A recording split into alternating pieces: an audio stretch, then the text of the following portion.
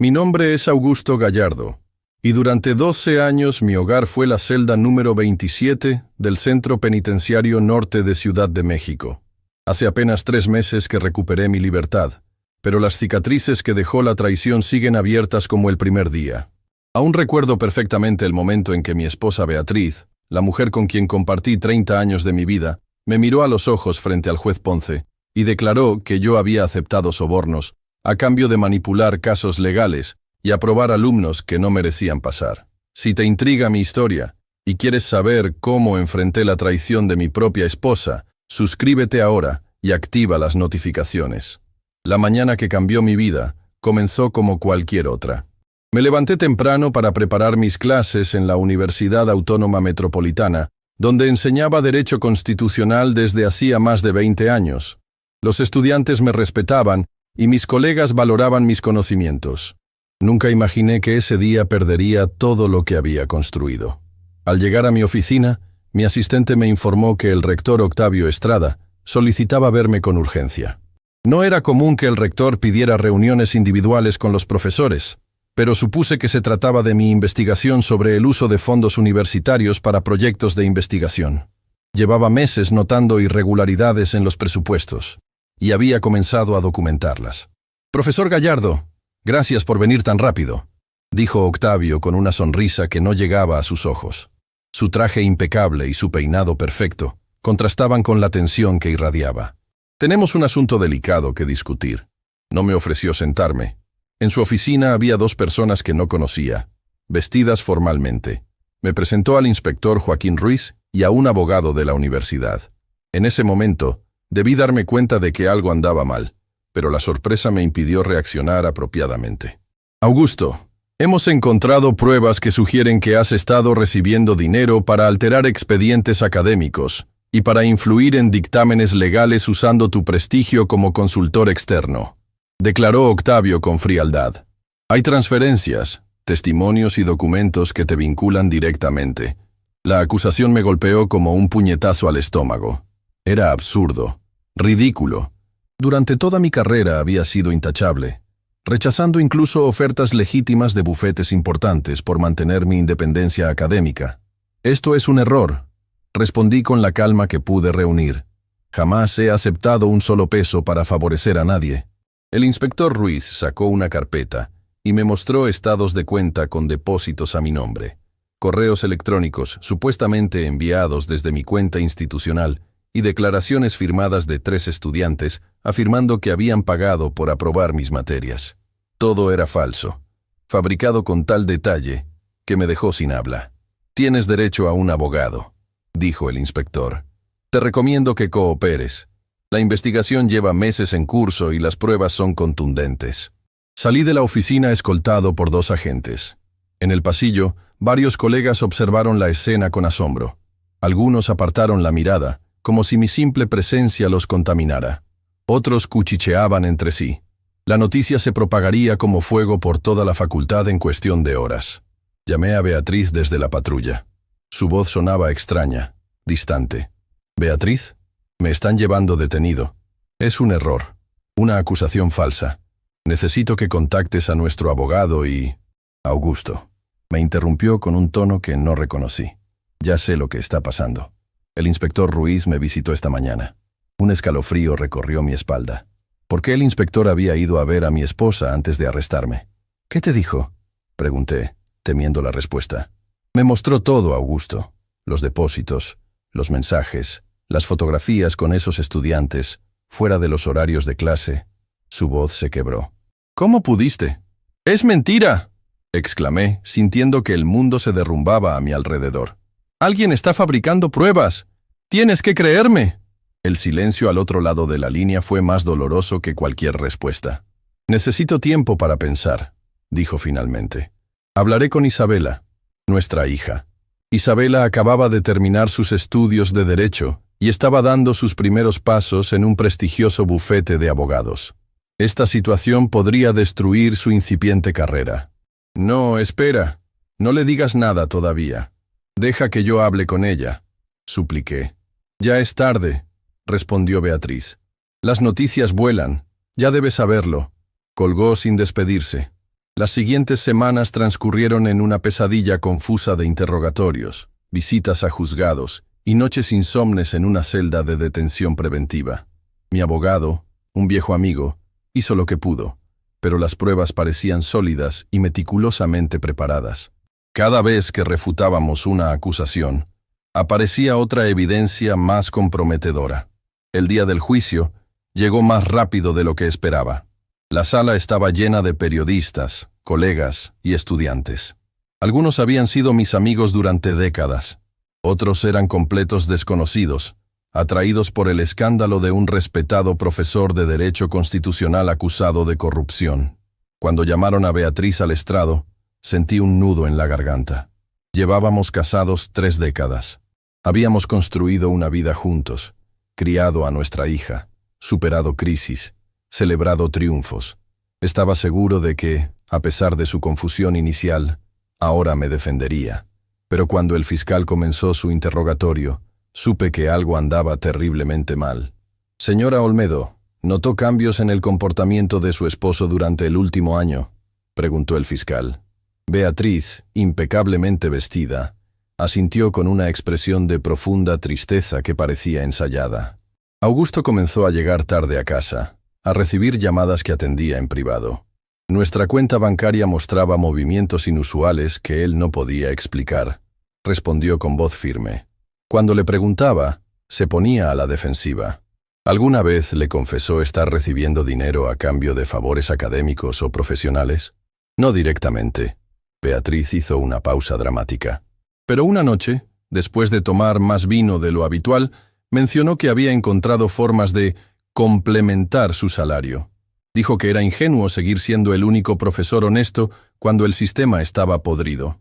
Nunca dije semejante cosa. La miré fijamente, buscando algún indicio de duda en sus ojos, alguna señal de que estaba siendo presionada. Pero Beatriz evitó mi mirada mientras continuaba destruyendo metódicamente mi reputación, mi carrera y mi libertad con cada nueva respuesta. ¿Reconoce estos documentos? El fiscal le mostró unos papeles. Beatriz los examinó y asintió. Son estados de cuenta de una cuenta bancaria que Augusto abrió sin informarme. Los descubrí por accidente mientras buscaba nuestro acta de matrimonio en su escritorio. Jamás abrí esa cuenta. Los documentos eran falsificaciones perfectas, pero falsificaciones al fin. Mi abogado objetó, señalando inconsistencias en las fechas y firmas, pero el juez Ponce desestimó nuestros argumentos. Durante su testimonio de casi 2 horas, Beatriz pintó la imagen de un hombre que había sucumbido gradualmente a la tentación del dinero fácil, un profesor que había perdido su brújula moral, un esposo que mentía constantemente. Con cada palabra, sentía que me hundía más en un abismo del que no podría salir. Cuando mi abogado tuvo su turno para contrainterrogarla, Beatriz se mostró firme, sin contradicciones, como si hubiera memorizado un guión perfecto. «Señora Olmedo», preguntó mi abogado, ¿no le parece extraño que un hombre con una trayectoria intachable de más de 30 años cambie tan radicalmente de comportamiento? «El dinero cambia a las personas», respondió ella con una frialdad que me heló la sangre. Quizás siempre fue así, y yo no quise verlo. Mi mirada buscó entre el público y encontré a Isabela, nuestra hija. Su rostro reflejaba confusión y dolor. A diferencia de su madre, ella no parecía convencida de mi culpabilidad, pero tampoco tenía los argumentos para defenderme. Después del testimonio devastador de Beatriz, el jurado tardó menos de 5 horas en declararme culpable. El juez Ponce, con quien había coincidido en varios congresos de derecho, evitó mirarme directamente mientras leía la sentencia. 12 años de prisión por los delitos de cohecho, tráfico de influencias y falsificación de documentos públicos. Augusto Gallardo. Su posición como educador y experto en derecho constitucional hace que sus crímenes sean particularmente graves, declaró con voz solemne. Ha traicionado la confianza de sus estudiantes, colegas y de la sociedad que lo consideraba un ejemplo. Mientras los guardias me esposaban para llevarme, busqué a Beatriz entre el público. La encontré sentada junto a Octavio Estrada, el rector. Estaban demasiado cerca el uno del otro. Sus manos se rozaban de una manera que me pareció familiar, íntima. Entonces lo entendí. No era solo una conspiración profesional. Había algo más, algo personal. Esa noche, En mi celda temporal antes de ser trasladado al centro penitenciario, recibí la visita de Isabela. A sus 35 años, era la viva imagen de la mujer de la que me enamoré décadas atrás. Pero a diferencia de Beatriz, sus ojos mostraban la determinación y el sentido de justicia que yo siempre había intentado inculcarle. «Papá, no creo nada de lo que dijeron», susurró. «Te conozco. Esto no tiene sentido. Alguien fabricó todas esas pruebas, Isabela», respondí, sintiendo una mezcla de desesperación y alivio por tener al menos una persona que confiaba en mí. «Tu madre... No entiendo por qué hizo esto». Isabela apretó los labios, como si dudara en compartir algo. «He visto a mamá con el rector Estrada varias veces durante el último año», dijo finalmente. «Siempre pensé que eran reuniones relacionadas con la universidad, pero ahora no estoy segura. Una pieza del rompecabezas encajó en su lugar, pero aún faltaban muchas otras. Necesito que me ayudes, hija. Necesito que investigues qué está pasando realmente». «Ya he empezado», respondió con determinación. «Tengo un amigo en el departamento de informática de la universidad. Dice que pueden haber manipulado tu correo electrónico. Y estoy buscando a esos estudiantes que supuestamente pagaron por aprobar. Algo no cuadra en sus testimonios». La abracé con todas mis fuerzas, sabiendo que podría pasar mucho tiempo antes de volver a hacerlo. «Ten cuidado», le advertí. «Si fueron capaces de fabricar todo esto contra mí, no se detendrán ante nada para proteger su secreto». Isabela asintió, sus ojos brillantes de lágrimas contenidas. «Te sacaré de aquí, papá. No importa cuánto tiempo tome, probaré tu inocencia». Esa fue la promesa que me mantuvo vivo durante los 12 años siguientes. 12 años en los que aprendí a sobrevivir en un mundo donde mi título de doctor en Derecho no significaba nada, donde mis conocimientos sobre la Constitución no me protegían de la violencia y la humillación diarias, donde el respeto que había ganado a lo largo de décadas se evaporó en un instante. Beatriz nunca me visitó. Presentó la demanda de divorcio 3 meses después de mi encarcelamiento. No pedí nada. Firmé los papeles sin leerlos. Lo único que me quedaba era mi dignidad y la esperanza de que algún día la verdad saldría a la luz. Isabela venía cada semana, sin fallar. Me contaba sus avances como abogada. Me traía libros. Me mantenía conectado con el mundo exterior. Y más importante aún, continuaba investigando mi caso en secreto. Poco a poco, reunía fragmentos de información que, como piezas dispersas de un rompecabezas, comenzaban a revelar el contorno de una conspiración mucho más grande de lo que imaginaba. Fue durante su visita, número 457. Sí, las contaba, cuando Isabela apareció con una expresión diferente. Una mezcla de triunfo y miedo. «Encontré a Dolores Quintana», dijo en voz baja. «La antigua secretaria administrativa del rector. Está dispuesta a hablar». El nombre me resultaba familiar. Dolores había trabajado en la universidad durante décadas, siempre discreta, siempre presente en todas las reuniones importantes. Si alguien conocía los secretos de la institución, era ella. «¿Qué sabe?», pregunté, sintiendo que mi corazón se aceleraba por primera vez en años. «Todo, papá. Lo sabe todo, y tiene documentos que lo prueban». Esa noche, en mi celda, miré a través de la pequeña ventana enrejada hacia el cielo nocturno de Ciudad de México. Por primera vez en 12 años, sentí que las estrellas no estaban tan lejos. La libertad y la verdad se acercaban, y con ellas, la oportunidad de enfrentar cara a quienes me habían robado mi vida. Nunca imaginé que la persona que más amaba en el mundo sería capaz de semejante traición. Pero pronto, muy pronto, Beatriz, Octavio y todos los demás involucrados tendrían que mirarme a los ojos nuevamente. Esta vez, yo no sería el acusado, sería el acusador. Los primeros días después de mi liberación fueron como despertar de un largo y doloroso sueño. Caminar por las calles de Ciudad de México sin un guardia vigilándome, sentir el aroma del café recién hecho en una cafetería cualquiera, escuchar conversaciones triviales de personas que no eran criminales. Todo me resultaba extraño y maravilloso a la vez. Isabela insistió en que me quedara en su apartamento.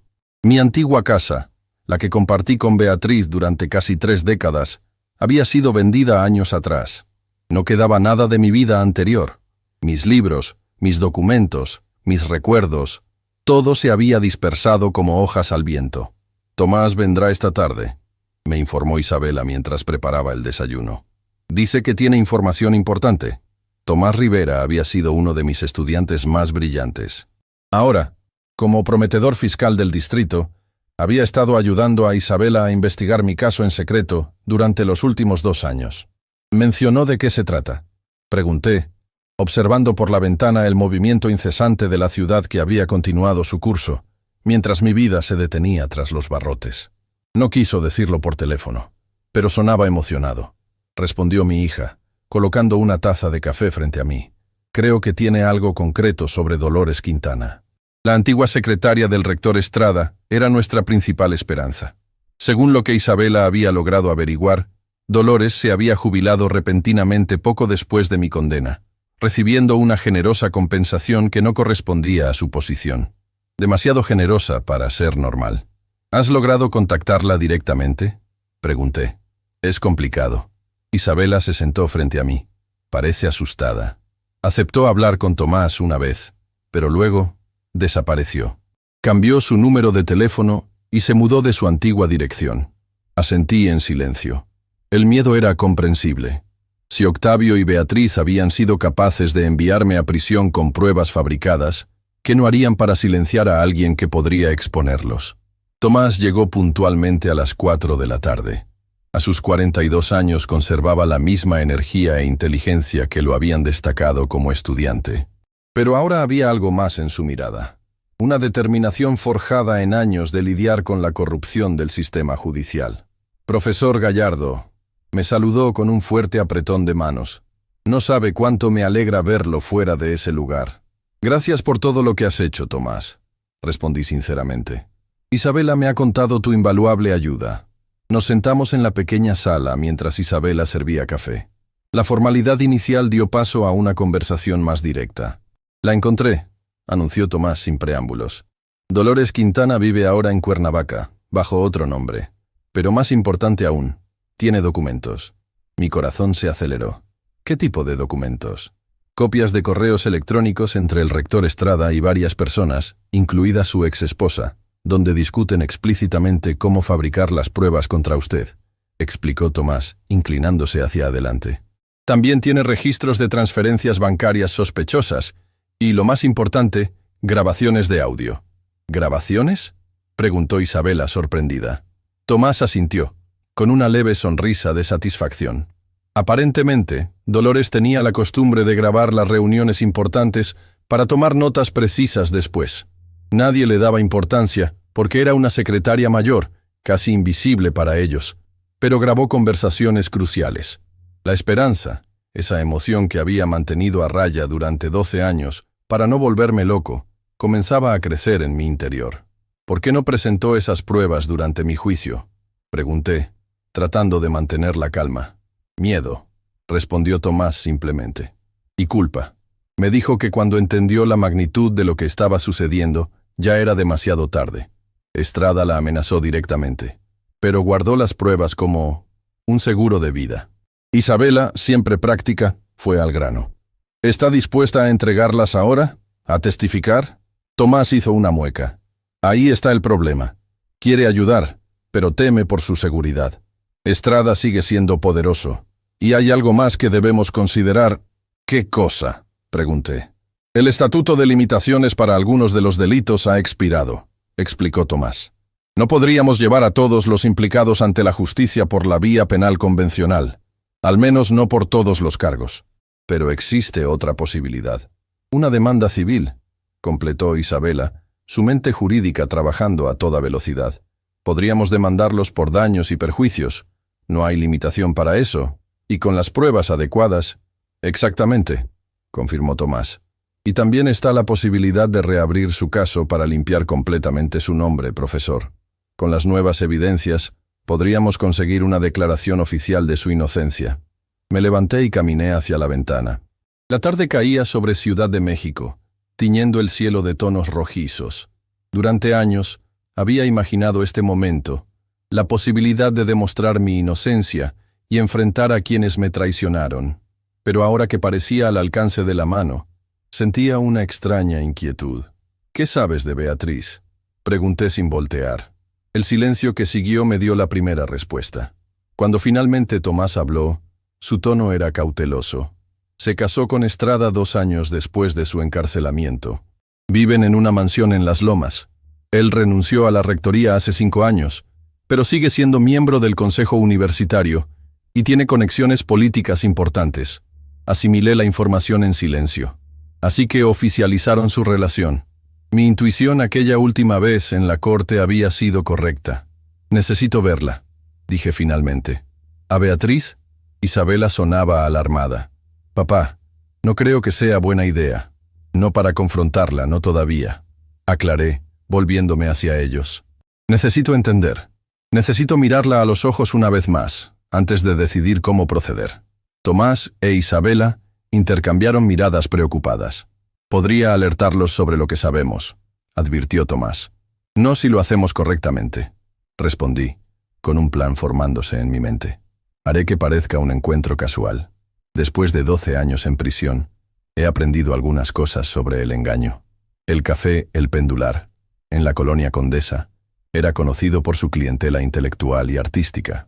Según la información que Tomás había conseguido, Beatriz acudía allí todos los jueves por la tarde para reunirse con su círculo literario. Algunos hábitos nunca cambian. Me senté en una mesa del rincón, parcialmente oculto por una estantería de libros. A mis 69 años, con el cabello completamente blanco y las marcas que la prisión había dejado en mi rostro, dudaba que me reconociera inmediatamente. Me escudé tras un libro de Carlos Fuentes y esperé. Ella llegó a las 5 en punto, puntual como siempre. A pesar de los años, Beatriz seguía siendo una mujer hermosa. Su cabello, ahora plateado, estaba perfectamente arreglado. Su ropa, elegante y costosa, hablaba del nivel de vida que llevaba ahora. Se dirigió a una mesa donde 3 mujeres ya la esperaban. Besos, sonrisas, la naturalidad de quien no carga con el peso de haber destruido la vida de otro ser humano. La observé durante 1 hora, escuchando fragmentos de su conversación cuando su voz se elevaba ligeramente. Hablaban de literatura, de política, de viajes recientes a Europa. Beatriz mencionó que Octavio estaba en Washington por asuntos de la universidad. Su vida había continuado, imperturbable. Finalmente, sus amigas comenzaron a despedirse. Era el momento. Me levanté y me acerqué cuando quedó sola, terminando su té. «Hola, Beatriz», dije simplemente. Vi cómo su cuerpo se tensaba antes de levantar la mirada. Sus ojos, aquellos que una vez me miraron con amor, se abrieron con una mezcla de shock y miedo. Dejó caer la cucharilla que sostenía. «Augusto», susurró como si viera un fantasma. «¿Estás libre?» «Sí», completé, sentándome frente a ella sin pedir permiso. Desde hace 3 semanas. Su mirada recorrió nerviosamente el café, probablemente buscando una salida, evaluando si debía llamar a alguien. «Tranquila», dije con una calma que no sentía. «No vengo a hacerte daño, solo quiero hablar». Beatriz recuperó parte de su compostura enderezando su postura. «No tenemos nada de qué hablar, Augusto. Todo quedó dicho hace 12 años». «¿Todo?», pregunté con suavidad. «Incluyendo la verdad sobre por qué mentiste en el tribunal. ¿Por qué me enviaste a prisión sabiendo que era inocente?». Un ligero rubor tiñó sus mejillas, pero mantuvo la mirada firme. «No mentí. Dije lo que sabía, lo que había visto. Lo que te convenía ver», corregí. «O lo que Octavio te convenció de que habías visto». Al mencionar el nombre de Estrada, noté una casi imperceptible contracción en su expresión. Tocaba un punto sensible. «Mi vida con Octavio no es asunto tuyo», respondió con frialdad. «Lo que tuvimos terminó hace mucho. Nunca te pregunté por tu vida actual», respondí, inclinándome ligeramente hacia ella. «Interesante que lo menciones inmediatamente». Beatriz tomó su bolso, claramente dispuesta a marcharse. «No tengo por qué escuchar esto. Si intentas acosarme, presentaré una denuncia». «¿Igual que presentaste un testimonio falso contra mí?», pregunté, manteniendo el tono bajo pero firme. «Dolores Quintana tiene una versión muy diferente de los hechos, Beatriz. Y tiene pruebas». El nombre de Dolores la detuvo en seco. Un destello de verdadero pánico cruzó su rostro antes de que pudiera controlarlo. «No sé de qué hablas», mintió, pero su voz había perdido firmeza. «Las grabaciones, Beatriz». «Los correos electrónicos». Las transferencias bancarias, enumeré tranquilamente. Dolores guardó copias de todo, por si algún día las necesitaba. Beatriz se dejó caer nuevamente en la silla, su rostro súbitamente pálido. «No puedes probar nada», dijo, pero sonaba más como si tratara de convencerse a sí misma. «Han pasado 12 años. Nadie creerá a un ex convicto sobre la respetable esposa del rector Estrada». Completé su pensamiento. Tal vez, las pruebas hablen por sí solas. Correos electrónicos donde tú y Octavio discuten explícitamente cómo fabricar evidencia contra mí. Grabaciones donde planean mi caída. Me miraba ahora como nunca antes lo había hecho, con una mezcla de miedo y cálculo. «¿Qué quieres, Augusto?», preguntó finalmente. «Dinero. Venganza». La pregunta me tomó por sorpresa. En mis años en prisión había imaginado este momento de 1000 maneras. Había fantaseado con la justicia, con la reivindicación, incluso con la venganza. Pero ahora, frente a ella, sentía algo inesperado. Lástima. «Quiero entender», dije con sinceridad. «¿Por qué lo hiciste? 30 años juntos, una hija en común, una vida construida. ¿Todo eso no significó nada?». Beatriz desvió la mirada hacia la ventana. Cuando volvió a hablar, su voz tenía un tono diferente, casi reflexivo. «Tú nunca lo entenderías, siempre tan recto, tan perfecto, tan seguro de tu superioridad moral». Hizo una pausa. «Octavio me ofreció una vida diferente, emocionante. Y tú estabas metido en esa investigación que amenazaba con destruirlo todo». «¿La investigación sobre los fondos universitarios?», pregunté, aunque ya conocía la respuesta. Asintió levemente. «Estabas cerca de descubrir los desvíos. Millones que Octavio había redireccionado a cuentas personales y a campañas políticas. Si publicabas tu informe, todo se vendría abajo. Él iría a prisión, su carrera estaría terminada. Así que decidieron enviarme a mí en su lugar», concluí. «Fue su idea», dijo rápidamente, como justificándose. «Él dijo que sería temporal, que en unos meses se arreglaría todo, y tú saldrías, que solo necesitaban tiempo para cubrir el rastro del dinero». «¿Y tú le creíste?», pregunté con incredulidad. «Al principio sí», admitió. «Después, ya era demasiado tarde para dar marcha atrás». Un silencio pesado se instaló entre nosotros. En la mesa contigua, una pareja joven reía despreocupadamente. El contraste con nuestra conversación no podía ser mayor. «12 años, Beatriz», dije finalmente. «Me robaste 12 años de mi vida, 12 años que nunca volverán». Por primera vez pareció sentir el peso de sus acciones. Sus ojos se humedecieron. «¿Qué vas a hacer?», preguntó en voz baja. Me levanté lentamente. «Aún no lo he decidido, pero te aconsejo que hables con Octavio. Y pronto». Ella me agarró por la muñeca, un gesto sorprendentemente íntimo después de tanto tiempo. «Augusto, por favor, piensa en Isabela. Un escándalo así la afectaría también. Su carrera apenas comienza. La prensa...». Retiré mi mano suavemente. «Debiste pensar en eso hace 12 años, cuando decidiste que tu amante era más importante que tu familia». Me dirigí hacia la salida, sintiendo su mirada clavada en mi espalda. Al llegar a la puerta, me volví una última vez. Beatriz seguía en la misma posición, como congelada en el tiempo. Nuestras miradas se encontraron a través del local. 12 años de dolor, traición y preguntas sin respuesta condensados en ese último intercambio silencioso. Afuera, la tarde había dado paso a la noche en Ciudad de México. Caminé varias cuadras, sintiendo el aire fresco en mi rostro, procesando lo que acababa de ocurrir. Mi teléfono vibró en el bolsillo. Era un mensaje de Isabela. ¿Cómo fue? No podía resumir en un mensaje todo lo que acababa de suceder, todo lo que acababa de sentir. Simplemente respondí. Ella sabe que sabemos. El siguiente paso es Octavio. Mientras esperaba un taxi, observé el cielo nocturno apenas visible entre los edificios y las luces de la ciudad. 12 años atrás, miraba ese mismo cielo a través de los barrotes de mi celda, preguntándome si algún día podría limpiar mi nombre. Ahora estaba más cerca que nunca. Beatriz había confirmado implícitamente todo. La conspiración, las pruebas falsas, el motivo. Su confesión no sería suficiente en un tribunal, pero las pruebas que Dolores Quintana poseía sí lo serían. Ahora solo quedaba obtenerlas. El taxi se detuvo frente a mí. Al darle la dirección de Isabela, sentí una determinación renovada. Mi encuentro con Beatriz había cerrado un capítulo doloroso, pero la verdadera justicia aún estaba por llegar. Y para eso, necesitaba enfrentar al hombre que había orquestado mi caída, Octavio Estrada. El viaje a Cuernavaca me trajo recuerdos de tiempos mejores. En otra vida, Beatriz y yo solíamos escapar a esta ciudad de clima privilegiado los fines de semana. Ahora regresaba por un motivo muy diferente: encontrar a Dolores Quintana, la mujer que podía devolverme mi honor.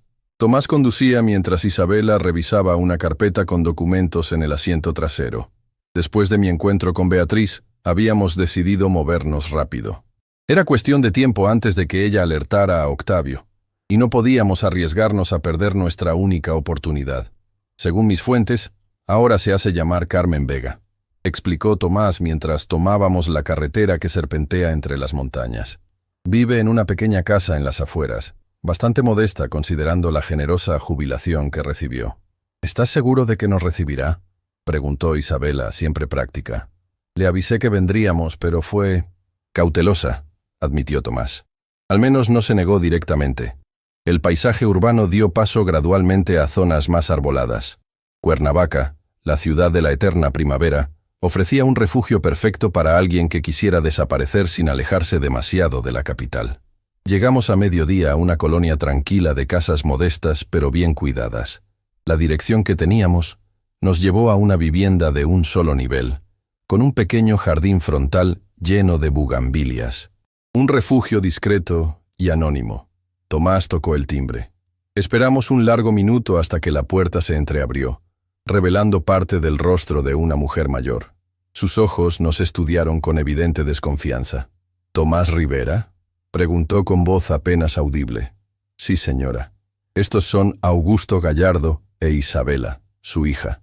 Como le mencioné por teléfono, sé quiénes son, interrumpió, abriendo un poco más la puerta. Pasen rápido.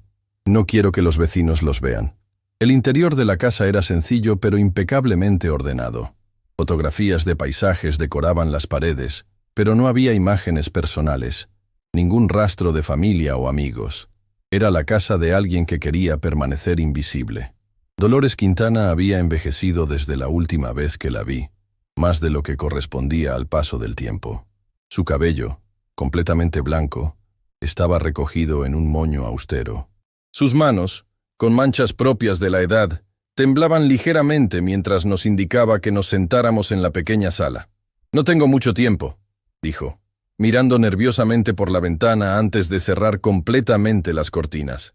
«Si descubren que estoy hablando con ustedes...» «Nadie nos siguió, señora Quintana», aseguró Tomás. «Tomamos todas las precauciones». Ella asintió, pero su expresión seguía siendo de profunda preocupación. «He vivido con miedo durante 12 años», confesó, sentándose finalmente. «Cada vez que suena el teléfono, cada vez que veo un auto desconocido en la calle, siempre pienso que me han encontrado». «¿Tan peligroso es Estrada?», preguntó Isabela. Dolores me miró directamente por primera vez. «Usted mejor que nadie debería saberlo, profesor Gallardo. Un hombre que puede fabricar pruebas tan perfectas que convencen a un tribunal, que puede manipular el sistema judicial completo. Ese hombre es capaz de cualquier cosa». Tenía razón. Por supuesto. Yo había pagado el precio de subestimar a Octavio Estrada. «Tomás nos dijo que usted tiene pruebas», dije, yendo directo al punto. «Pruebas que podrían limpiar mi nombre y exponer la verdad». Dolores se levantó lentamente y se dirigió a una habitación contigua. Regresó con una caja metálica de tamaño mediano que colocó sobre la mesa de centro. «Durante 28 años fui la secretaria personal de 3 rectores consecutivos», explicó mientras abría la caja. «Me volví invisible para ellos. La vieja Dolores, siempre presente, siempre eficiente, siempre ignorada». De la caja extrajo varios dispositivos de almacenamiento, carpetas con documentos y un pequeño reproductor de audio anticuado. Empecé a grabar las reuniones cuando el rector anterior me lo pidió, para mantener registros precisos. Cuando Estrada asumió el cargo, simplemente continué haciéndolo. Él nunca preguntó, y yo nunca dejé de grabar. Tomó uno de los dispositivos y lo conectó al reproductor. Tras unos segundos de estática, escuchamos claramente la voz de Octavio Estrada. «El problema es Gallardo. Su investigación sobre los fondos del proyecto Zacatecas está demasiado avanzada. Si presenta su informe al Consejo la próxima semana, estamos acabados. Una voz femenina que reconocí inmediatamente respondió: Beatriz. ¿No podemos simplemente detener la investigación? Eres el rector después de todo. No es tan simple. Tiene demasiados datos, demasiadas pruebas. Y conoces a Augusto. Es obstinado cuando cree que está haciendo lo correcto. Un breve silencio, y luego la voz de Beatriz nuevamente. Entonces, ¿qué sugieres? Tengo un plan. Pero necesitaré tu ayuda, querida. Un testimonio de su esposa. Eso sería irrefutable. Dolores detuvo la grabación. Me encontré apretando los puños con tanta fuerza que mis nudillos estaban blancos. Escuchar la conspiración en las propias voces de sus autores era diferente a simplemente conocer la verdad. Era visceral, doloroso. Hay más, continuó Dolores, mostrando una carpeta. Correos electrónicos donde discuten cómo falsificar los estados de cuenta, cómo manipular mi firma electrónica para crear documentos, cómo contactar a estudiantes dispuestos a mentir por dinero. ¿Por qué no dijo nada durante el juicio?, preguntó Isabela, con un tono que mezclaba incredulidad y reproche. Los ojos de Dolores se humedecieron. Cuando entendí lo que estaba pasando, ya era demasiado tarde. El día que intenté hablar con la fiscalía, recibí una visita de 2 hombres. No se identificaron, pero el mensaje fue claro. Si hablaba, mi hijo en Veracruz tendría un accidente. Mi nieta pequeña también. Hizo una pausa para recuperar la compostura. Lo único que pude hacer fue guardar las pruebas, copias de todo, y esperar a que algún día fuera seguro hacer lo correcto. Tomás revisaba meticulosamente los documentos, su expresión cada vez más animada. Esto es oro puro desde el punto de vista legal, dijo. Con estas pruebas podemos no solo limpiar completamente su nombre, profesor, sino llevar a Estrada y a todos los implicados ante la justicia. No todos los delitos han prescrito, añadió Isabela, que también examinaba los documentos. Fraude continuado, obstrucción a la justicia, amenazas, podrían enfrentar cargos serios. Mientras ellos discutían los aspectos legales, yo observaba a Dolores. Había algo en su expresión que me inquietaba, una mezcla de alivio y miedo aún más profundo. «No es tan simple, ¿verdad?», le pregunté en voz baja. Ella negó con la cabeza. «Estrada tiene conexiones muy altas, profesor. Políticos, jueces, empresarios. Si esto se hace público, muchos podrían caer con él. Personas poderosas que no dudarían en...». No necesitó completar la frase. Entendí perfectamente las implicaciones. «Entonces, ¿qué sugiere?», pregunté. «Un acuerdo», respondió tras una breve vacilación. «Utilice estas pruebas para negociar, no para destruir. Limpie su nombre, obtenga una compensación justa, pero no busque llevarlos a prisión. Sería más seguro para todos». Isabela, que había estado escuchando, intervino con indignación. «Más seguro para ellos», querrá decir. Mi padre pasó 12 años en prisión por un crimen que no cometió. ¿Y ahora deberíamos conformarnos con menos que justicia completa? Entendía la posición de ambas. Mi hija quería justicia absoluta, como correspondía a su juventud e idealismo. Dolores, con la sabiduría de quien ha visto las consecuencias de enfrentar al poder, sugería prudencia. «Necesito tiempo para pensar», dije finalmente. «Pero lo que sí tengo claro es que necesitamos estas pruebas. Son mi única oportunidad de limpiar mi nombre». Dolores pareció dudar. Miró nuevamente hacia la ventana, como si esperara ver a alguien vigilando. «Pueden llevarlas», dijo finalmente. «He vivido con esta carga demasiado tiempo. Pero prométame una cosa, profesor Gallardo». «¿Qué cosa?». «Que seré la última en saber qué decidió hacer con ellas», respondió con una sonrisa triste. «Así podré decir honestamente que no sé nada si vienen a preguntarme». Tomás guardó cuidadosamente todos los documentos y dispositivos en su maletín mientras yo me acercaba a Dolores y tomaba sus manos temblorosas entre las mías. «Gracias», dije con toda la sinceridad de mi corazón. «Sé el riesgo que ha tomado al guardar estas pruebas, al recibirnos hoy. Nunca lo olvidaré». Ella apretó ligeramente mis manos. «Haga lo correcto, profesor, lo que sea que eso signifique para usted». Nos despedimos rápidamente. Al salir, noté que Dolores volvía a mirar nerviosamente por la ventana, como si nuestra visita hubiera intensificado su perpetuo estado de alerta. Me pregunté si yo también viviría así el resto de mi vida. mirando constantemente por encima del hombro, esperando que el pasado volviera para atormentarme. Durante el viaje de regreso a Ciudad de México, los tres permanecimos mayormente en silencio, cada uno absorbido en sus propios pensamientos.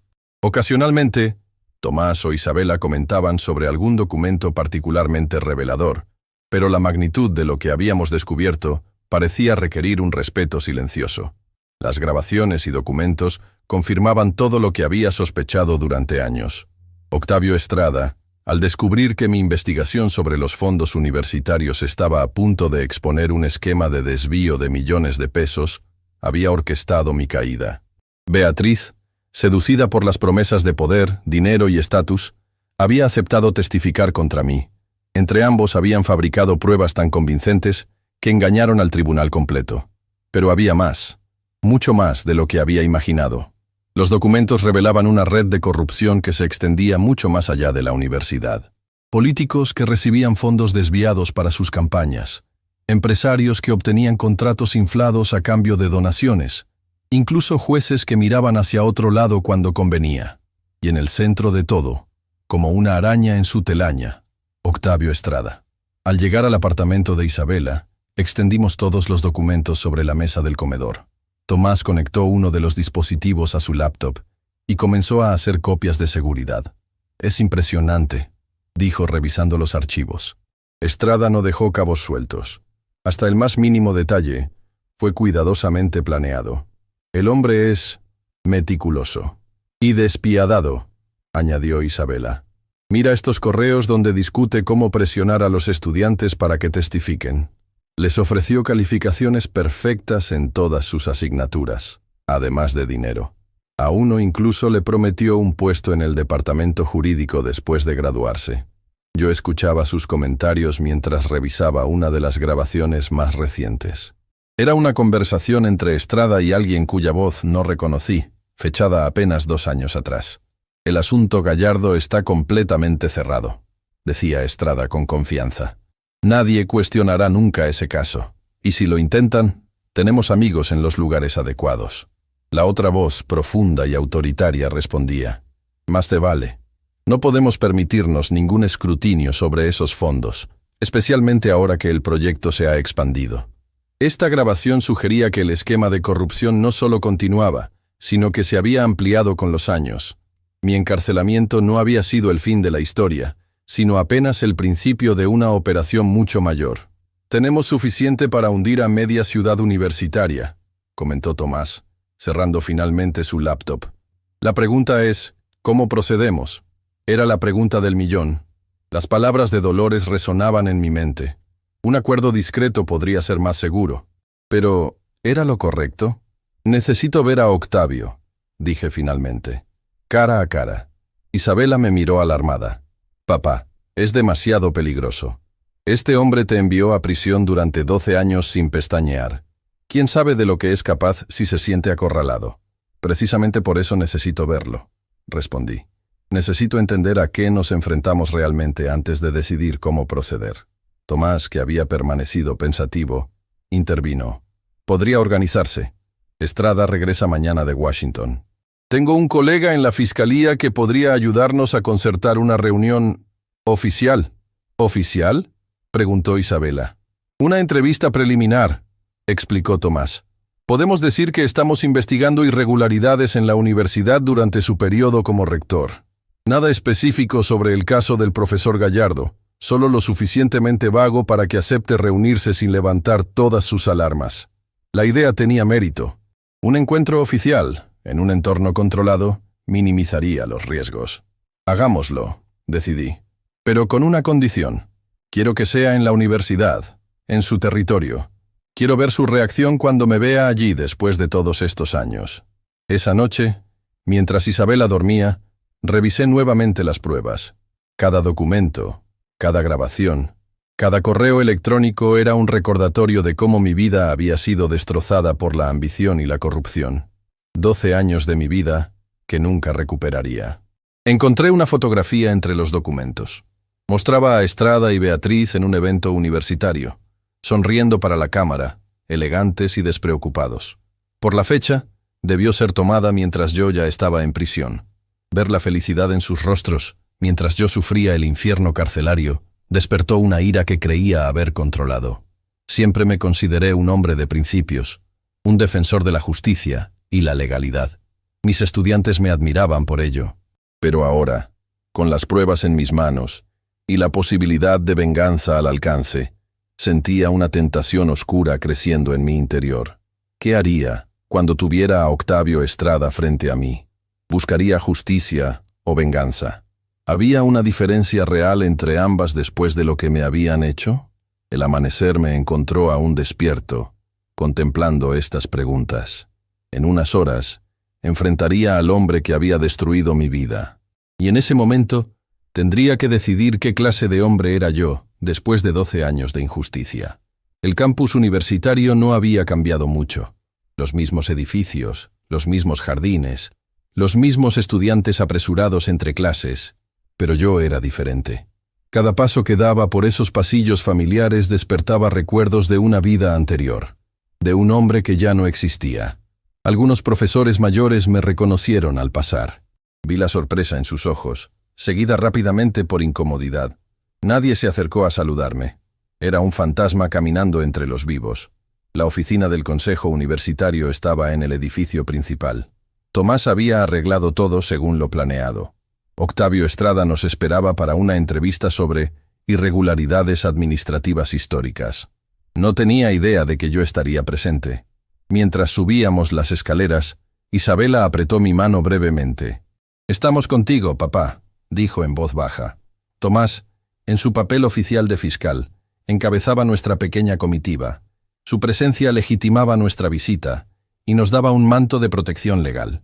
La secretaria nos anunció. Segundos después, nos encontramos en la amplia oficina que alguna vez había pertenecido a 3 rectores consecutivos. Octavio Estrada, de pie junto a un imponente escritorio de caoba, nos recibió con una sonrisa profesional que se congeló en su rostro cuando me vio. «Buenos días, Octavio», dije con una calma que no sentía. «Ha pasado mucho tiempo». El color abandonó el rostro de Octavio Estrada como si hubiera visto un fantasma. En cierta forma, era exactamente lo que estaba viendo. El fantasma de un hombre al que había enviado a morir en vida entre los muros de una prisión. El fantasma de un crimen que creía enterrado para siempre. «Augusto», murmuró finalmente, recuperando parte de su compostura. «Qué sorpresa. ¿No sabía que habías sido liberado?», completé, sosteniéndole la mirada. «Hace poco más de un mes. Tiempo suficiente para poner algunas cosas en orden». Sus ojos se movieron rápidamente hacia Tomás, buscando una explicación para mi presencia. El joven fiscal mantuvo una expresión profesional impenetrable. «Como le informamos, doctor Estrada, estamos realizando una investigación preliminar sobre ciertas irregularidades administrativas durante su periodo como rector», explicó Tomás con tono formal. «El profesor Gallardo está colaborando con nosotros como testigo clave». La palabra «testigo» pareció activar todas las alarmas en Octavio. Vi cómo su mandíbula se tensaba, cómo sus manos buscaban instintivamente apoyo en el borde del escritorio. El hombre que había manipulado hábilmente el sistema para destruirme ahora parecía repentinamente vulnerable. Por supuesto», dijo Estrada, haciendo un gesto hacia las sillas frente a su escritorio. «Por favor, tomen asiento. Estoy a su completa disposición». Nos sentamos. Isabela a mi izquierda, Tomás a mi derecha. Un pequeño frente unido contra el hombre que había orquestado mi caída. El silencio que siguió fue deliberado por mi parte. Dejar que la incomodidad creciera, que la incertidumbre se instalara en su mente. «¿Beatriz te llamó, supongo?», pregunté finalmente, rompiendo el silencio. La sorpresa cruzó brevemente su rostro. No esperaba que fuera tan directo. «No sé a qué te refieres», respondió con cautela. «Estamos aquí para hablar de asuntos administrativos, ¿no es así?», sonreí levemente. «El mismo juego de siempre. Negar, desviar, confundir. La vi hace unos días», continué como si no hubiera hablado. «Tuvimos una conversación interesante sobre el pasado, sobre decisiones tomadas, sobre traiciones». Estrada miró a Tomás, buscando ayuda, pero el fiscal simplemente sacó una pequeña grabadora digital y la colocó sobre el escritorio. «Esta entrevista será grabada como parte del procedimiento estándar», informó Tomás. para protección de todas las partes involucradas. La tensión en la habitación era casi palpable. Estrada, acorralado pero aún tratando de mantener el control, se acomodó en su silla y adoptó una expresión de falsa calma. «No tengo nada que ocultar», declaró. «He servido a esta universidad durante décadas con total transparencia y dedicación». «¿Como yo?», respondí. «Hasta que fui acusado falsamente de corrupción y enviado a prisión por 12 años». Estrada sacudió la cabeza con fingida tristeza. «Un caso lamentable, sin duda. Pero como recordarás, Augusto, yo no fui quien te acusó. Las pruebas hablaron por sí solas. El tribunal decidió. Pruebas fabricadas», intervino Isabela, incapaz de contenerse. «Testimonios falsos, todo orquestado por usted». Los ojos de Estrada se estrecharon al mirarla. «Señorita Gallardo, entiendo su dolor y su lealtad hacia su padre, pero esas son acusaciones muy serias sin fundamento». Tomás abrió su maletín y extrajo una carpeta. «Sobre eso, doctor Estrada», dijo con tono profesional, «hemos recibido información que contradice la versión oficial del caso del profesor Gallardo. Información que sugiere una conspiración deliberada para incriminarlo falsamente». La máscara de serenidad de Estrada comenzó a resquebrajarse. Una casi imperceptible gota de sudor apareció en su frente.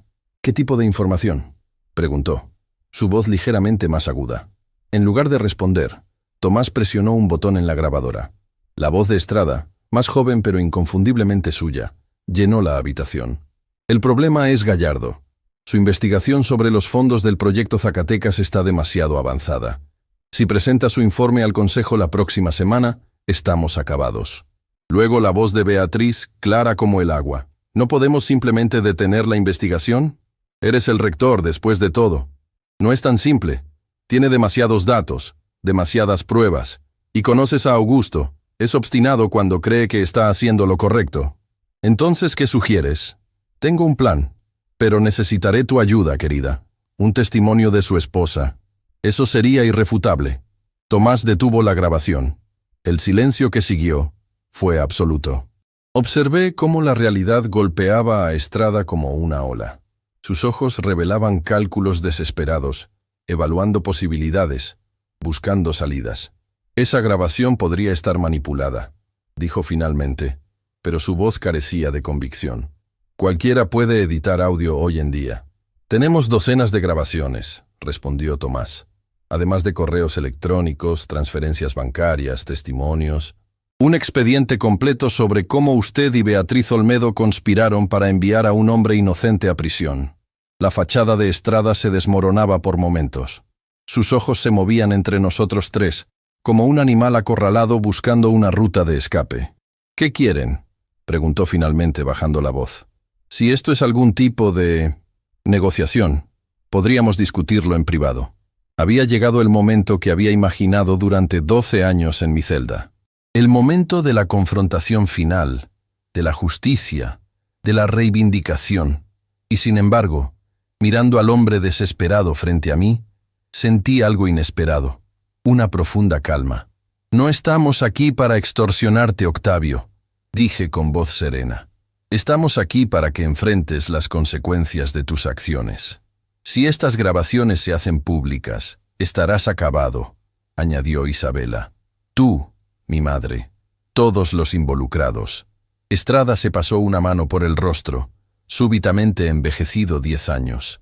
«Fue necesario», murmuró, más para sí mismo que para nosotros. «Tu investigación habría expuesto demasiadas personas importantes involucradas.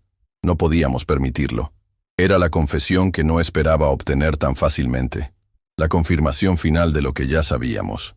«¿Necesario?», repetí, inclinándome hacia él. «¿Era necesario destruir mi vida? ¿Era necesario que mi esposa me traicionara? ¿Era necesario que pasara 12 años encerrado como un criminal? Intenté arreglarlo después», se defendió débilmente. «Cuando las aguas se calmaron, intenté que redujeran tu sentencia. Pero para entonces, el caso había cobrado notoriedad. Demasiados ojos puestos en él. Era imposible sin levantar sospechas. Sus excusas sonaban huecas, patéticas. El gran Octavio Estrada, el poderoso rector que había construido un imperio de influencias, reducido a un hombre asustado tratando desesperadamente de justificar lo injustificable. Tomás, siempre el profesional, retomó el control de la situación. Doctor Estrada, dadas las circunstancias tenemos dos opciones para proceder, explicó con calma. Podemos presentar formalmente todas estas pruebas a la Fiscalía General, lo que resultaría en cargos por fraude, manipulación de pruebas, falso testimonio, obstrucción a la justicia y varios delitos más. O... Dejó la frase inconclusa deliberadamente. Estrada, aferrándose a esa pequeña esperanza, completó. O podemos llegar a un acuerdo que satisfaga a todas las partes, continuó Tomás. Un acuerdo que garantice justicia para el profesor Gallardo sin necesariamente destruir por completo su vida y la de los demás implicados. Era el momento de la verdad. Durante 12 años había soñado con venganza, con ver a Octavio y Beatriz tras las rejas, sufriendo como yo había sufrido. Pero ahora, frente a la posibilidad real, me preguntaba si eso realmente repararía algo, si me devolvería los años perdidos, si sanaría las heridas. ¿Qué tipo de acuerdo?, preguntó Estrada, un destello de esperanza en sus ojos. Miré a Isabela, que asintió levemente, y luego a Tomás, que me cedió la palabra con un gesto. Esto era entre Estrada y yo. Quiero 3 cosas, dije, mirándolo directamente a los ojos. Primero, una declaración formal de mi inocencia. Una exoneración completa, pública y oficial. Estrada asintió inmediatamente. Puedo arreglar eso. Tengo contactos en... Segundo, lo interrumpí. Una compensación económica justa por los 12 años que me robaste. No para mí, sino para crear una fundación que ayude a otros presos injustamente condenados. Otra vez, asintió sin dudar. El dinero no era problema para él. Y tercero, continué, inclinándome ligeramente hacia adelante. Quiero que tanto tú como Beatriz renuncien a todos sus cargos y posiciones de poder. Que se retiren completamente de la vida pública y académica. Para siempre. Esto último lo hizo palidecer. Su poder, su influencia, su posición social, estaba pidiéndole que renunciara a todo lo que valoraba. Eso es... extremo, protestó débilmente. 12 años en prisión también lo fueron. Respondí con firmeza. Y te estoy ofreciendo mucho más de lo que tú me ofreciste a mí. Una vida libre, aunque limitada, en lugar de una celda. El silencio que siguió fue denso, cargado de significado. Estrada me miraba como si me viera realmente por primera vez. No como un obstáculo a eliminar, sino como un hombre al que había dañado profundamente y que ahora tenía su destino en las manos. ¿Y si me niego?, preguntó finalmente. Tomás respondió por mí. Entonces presentamos todas las pruebas. El escándalo será enorme. La universidad, la política, el sistema judicial, muchas instituciones quedarán manchadas. Y usted, doctor Estrada, probablemente pasará sus últimos años donde el profesor Gallardo pasó los suyos. La decisión no le tomó mucho tiempo. Estrada había construido su carrera sabiendo cuándo ceder para preservar lo esencial. Acepto tus términos, Augusto, dijo finalmente, pero necesito garantías de que una vez cumplidos, todas esas pruebas serán destruidas. Las pruebas permanecerán seguras mientras tú cumplas tu parte, respondí. Considéralas un seguro, no una amenaza. Tomás sacó un documento preescrito de su maletín. Lo habíamos preparado con anticipación, detallando todos los términos del acuerdo. Lo empujó a través del escritorio junto con una pluma. Un acuerdo preliminar, explicó. La versión oficial y legalmente vinculante estará lista mañana para su firma, junto con los documentos para iniciar el proceso de exoneración del profesor Gallardo. Estrada leyó el documento rápidamente. Luego, sin más protestas, firmó. Su mano temblaba ligeramente. Contactaré a Beatriz hoy mismo, dijo, devolviéndonos el documento firmado. No será fácil convencerla. Estoy seguro de que encontrarás la manera, respondí. Siempre has sido persuasivo con ella. Nos levantamos para marcharnos. La reunión había sido más breve y decisiva de lo que cualquiera de nosotros habría imaginado. Al llegar a la puerta, me volví una última vez. Una cosa más, Octavio, dije. Los estudiantes que testificaron falsamente contra mí. Quiero que se les informe que han sido descubiertos, pero que no enfrentarán consecuencias legales si cooperan con la rectificación de mi caso. Asintió en silencio, derrotado. Salimos de la oficina con la extraña sensación de haber ganado una batalla sin disparar un solo tiro. En los pasillos, algunos estudiantes pasaban apresurados, ajenos al drama que acababa de desarrollarse, ajenos a cómo la verdad y la justicia habían finalmente prevalecido, aunque de forma silenciosa. 3 semanas después, estaba de pie frente al Palacio de Justicia mientras los periodistas se agolpaban a mi alrededor. El juez Ponce, visiblemente incómodo, acababa de anunciar públicamente mi exoneración completa. Las nuevas pruebas, cuidadosamente seleccionadas para no exponer toda la red de corrupción, habían demostrado mi inocencia más allá de toda duda. ¿Cómo se siente después de 12 años de injusticia?, preguntó una reportera, acercando un micrófono a mi rostro. Vindicado, respondí simplemente. La verdad siempre encuentra su camino, aunque a veces tome tiempo. ¿Piensa emprender acciones legales contra quienes lo acusaron falsamente?, insistió otro reportero. Negué con la cabeza. Solo quiero reconstruir mi vida y usar esta experiencia para ayudar a otros en situaciones similares. La Fundación Justicia Tardía, que anunciaremos próximamente, se dedicará a revisar casos de posibles condenas injustas. Las preguntas continuaron, pero Tomás, actuando como mi asesor legal, intervino para poner fin a la improvisada conferencia de prensa. Isabela me tomó del brazo y juntos caminamos hacia el auto que nos esperaba, dejando atrás el edificio donde mi pesadilla había comenzado 12 años atrás. «Lo logramos, papá», dijo mi hija, apretando mi mano. «Lo logramos», confirmé. 2 días más tarde, los diarios publicaron la noticia. Octavio Estrada renunciaba a todos sus cargos en la universidad y en diversos consejos directivos por motivos de salud. Beatriz, ahora su esposa, anunciaba simultáneamente su retiro de la vida académica.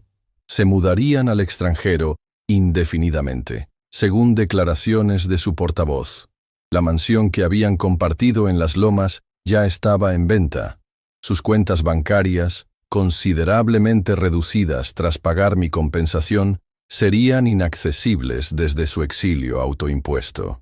La caída no había sido pública ni escandalosa, pero era una caída al fin y al cabo. Dolores Quintana me llamó desde un número desconocido. «Lo vi en las noticias, profesor», dijo, su voz temblorosa de emoción. «Por fin se hizo justicia. Gracias a usted», respondí sinceramente. Sin su valor, sin esas pruebas, nada de esto habría sido posible. «¿Qué pasará con los demás implicados?», preguntó con cautela. «Los políticos, los empresarios». «Por ahora, nada», admití. «Algunas batallas deben lucharse en otro momento, con otras armas. Pero las pruebas permanecen seguras, como un recordatorio silencioso de que la verdad siempre está ahí, esperando». Ella pareció entender.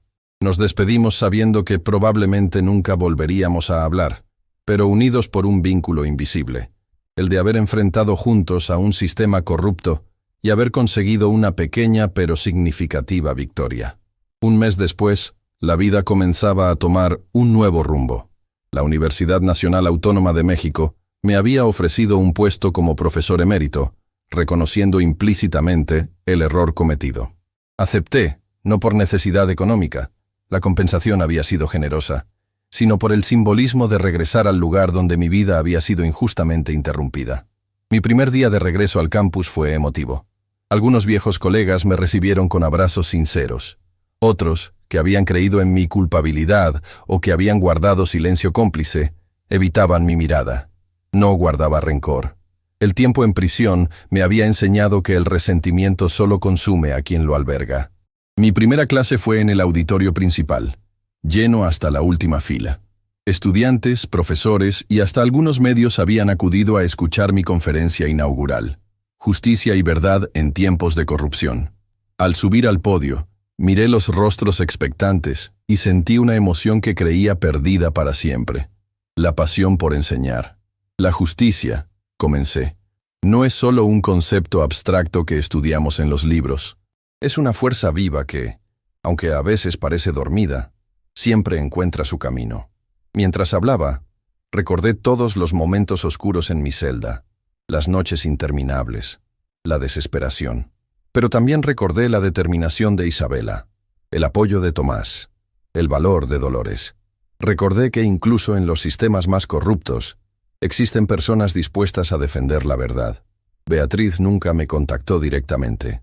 La última vez que supe de ella fue a través de una breve nota que llegó a casa de Isabela, sin remitente pero con su inconfundible caligrafía. Lo siento, no espero perdón, solo que sepas que el arrepentimiento me acompañará siempre.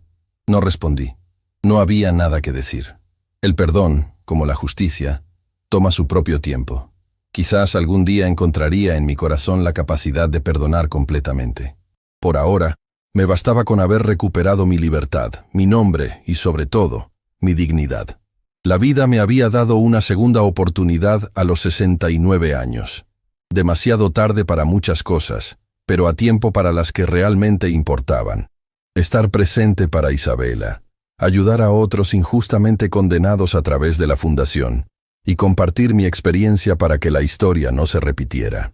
12 años de mi vida habían sido robados por la traición y la corrupción, pero los años que me quedaban serían vividos con un propósito renovado, con la sabiduría dolorosa pero invaluable que solo quienes han tocado fondo pueden adquirir. Mi nombre es Augusto Gallardo, y esta es mi historia. Una historia de traición, de injusticia, pero también de resistencia y de triunfo final de la verdad.